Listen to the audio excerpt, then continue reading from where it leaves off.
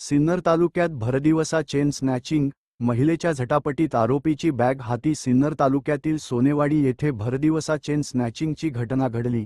नाशिकहून आपल्या आईला आणि भावाला भेटण्यासाठी आलेल्या एका महिलेच्या गळ्यातील सुमारे 2 तोळ्यांचा सोन्याचा हार दुचाकीवरून आलेल्या 2 अज्ञात चोरट्यांनी हिसकावून नेला. यावेळी महिलेने प्रतिकार करत आरोपींशी झटापट केली. या झटापटीदरम्यान आरोपींची एक बॅग महिलेच्या हाती लागली. त्या बॅगेमध्ये आधार कार्ड सापडल्याची प्राथमिक माहिती मिळाली आहे. या प्रकरणी संबंधित महिला नांदूर शिंगोटा पोलीस ठाण्यात गुन्हा दाखल करण्यासाठी गेल्या असून पोलिसांकडून पुढील तपास सुरू करण्यात येणार आहे. शहरांसोबतच आता ग्रामीण भागातही अशा प्रकारच्या चेन स्नॅचिंगच्या घटना वाढत असल्याने नागरिकांमध्ये भीतीचे वातावरण निर्माण झाले आहे. सिन्नर तालुक्यात भरदिवसा चेन स्नॅचिंग, महिलेच्या झटापटीत आरोपीची बॅग हाती. सिन्नर तालुक्यातील सोनेवाडी येथे भरदिवसा चेन स्नॅचिंगची घटना घडली.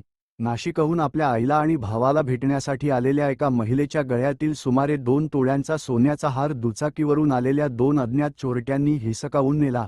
यावेळी महिलेने प्रतिकार करत आरोपींशी झटापट केली.